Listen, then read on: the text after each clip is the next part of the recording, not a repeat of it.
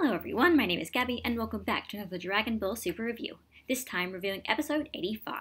The Tournament of Power is coming together and everyone is preparing. Buu is training, Gohan is training, and the other universes are getting their recruits together. Meanwhile, Goku finds out where Android 17 is from Dende and goes off to recruit him immediately. So, what did I like about this episode? Well, first of all, I enjoyed the conversations like all of the gods were having in this episode. For one, it's nice to see the gods interact, but I also liked the fact that it was sort of like, the idea was sort of implying that, maybe if the gods were actually kind of like working together and actually like wanted to be friends with each other, then maybe they could sort of kind of like come up with a plan together and try and figure out some way to stop this tournament from happening. But the fact is they're all kind of being so petty at this point, and they're just like completely like devolving into fights over like whose universe is better and stuff. So no, they're not going to do the logical option. They're not going to find a way to get out of this tournament. Now they just actually all want to fight, and this is kind of their fault in a way. One thing Dragon Ball Super has definitely taught us is that the gods aren't perfect, and they can be as petty and as short-sighted as the mortals that are under their control. I also did enjoy that they had Vados kind of be the voice of reason and sort of be like,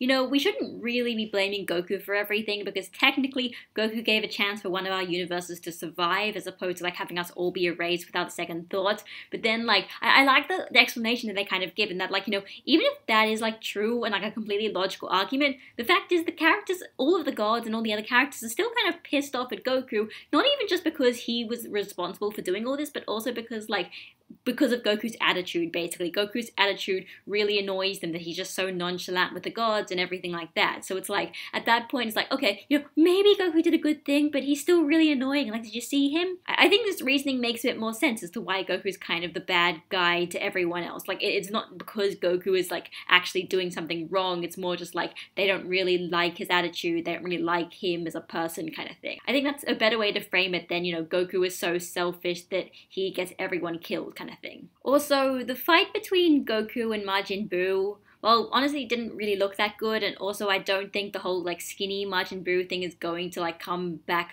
for the tournament at all. It feels like almost just a joke for one episode. While the fight itself wasn't that important, I did like the fact that Goku was kind of saying that Majin Buu was actually himself also kind of a fighting genius, and he also can do strategies and techniques and do things like that, because I like it because that is kind of consistent with the Buu saga, where Goku does kind of really admire Buu because Buu is actually really good at fighting, surprisingly. You wouldn't think he's very smart or very good at fighting, but he actually is. He can just copy techniques instantly. So I like that little callback, and I hope that means that, in the actual Tournament of Power, Buu can come up with strategies and he's not just completely dumb. As for what I didn't like about this episode, honestly, I'm finding the way that they're handling, sort of the idea of, building up all the other threats from the other universes that Goku eventually has to fight. I'm finding that, honestly, the way they're handling it kind of a little bit strange. At least in this episode. It's very clear at this point from all the screen time we've seen that the Pride Troopers in Universe 11 are going to be the guys to beat. I mean, that's why we had Goku fight Toppo in that little Zen exhibition match. But the thing I found a bit weird about this episode in particular is, on the one hand, we got to see more of the Pride Troopers in Universe 11, but on the other hand, it didn't really feel like it kind of served much of a purpose. We kind of saw a sort of day in the life of the Pride Troopers, but it didn't really make me think that, oh, wow, these guys are really strong and they actually feel like a really big, legitimate threat. And I think the weirdest thing about this episode was it was technically the first on-screen introduction that we've seen of Jiren. Jiren was actually, for the first time we got to see him in something that wasn't an intro, and it was kind of weird because it was it was very almost nonchalant. They just kind of just randomly cut away to him just training and just meditating, and he's like, oh yeah guys, that's Jiren, and then it just it completely kind of skips over it, and it's it almost feels like they're kind of ruining the surprise there. It's you just kind of played your card there. You kind of played your Jiren card and you didn't do anything with it. And it was the first time you showed him on screen and you didn't do anything with him. And it just kind of almost feels like Jiren's not a big deal and you're not really hyping him up as much as I'd expect him to be. So I just found that a little strange. So as for next episode, for the first time in many, many years, Android 17 is going to be making his debut again in the franchise.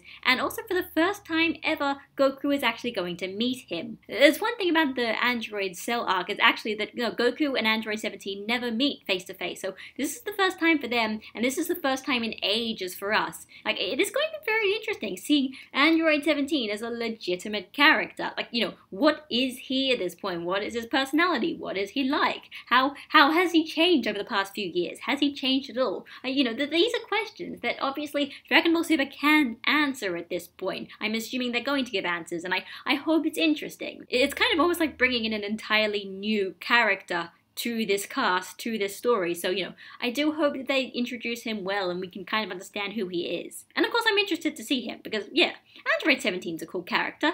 He never really did that much in the series, but he's a cool character. I'd love to see more of him. So that was Dragon Ball Super episode 85. No offense, Toei, but as these preparation episodes keep dragging on, I'm finding myself having less and less things to talk about. Especially this episode. Other episodes, at the very least, they were like, you're recruiting one person in particular. This episode, nobody gets recruited, except maybe Piccolo, but then the assumption is Piccolo kind of already knew what was going on anyway, and Piccolo was going to come regardless anyway, so, this wasn't really an episode dedicated to anyone in particular. Kind of almost felt like we was buying a bit of time or something, but there was still some fun stuff there. It just felt like nothing really progressed. So I'm not going to say it's filler because no, technically it's not filler. Things happened, but not much of substance happened. So it's very hard to think of things to say. Why does it seem like Toei has a bit of an underlying issue in being able to pace episodes well? It's like either they have like manga to adapt and they don't want to overtake it, so it's really, really slow, or they don't have any manga to adapt and they can take as long as they want, and then they just make it a little bit too rushed and don't spend enough time on the things that people actually want. I don't know. Maybe that's going to improve. At least when the fights start, it's not going to be so much of a big deal if Toei decides to take this arc like way slower than you'd expect it to. But, at the very least, just seeing how much more preparation we have to go, how much preparation we've gone through, and how much more preparation there is to go, I think I can understand why they did the Zen exhibition match and why we still had 4 episodes of non-stop fighting, because, yeah, it's very hard to keep interested when nothing really is happening. So this is Gabby, signing out, and I'll see you all next week. Bye, guys!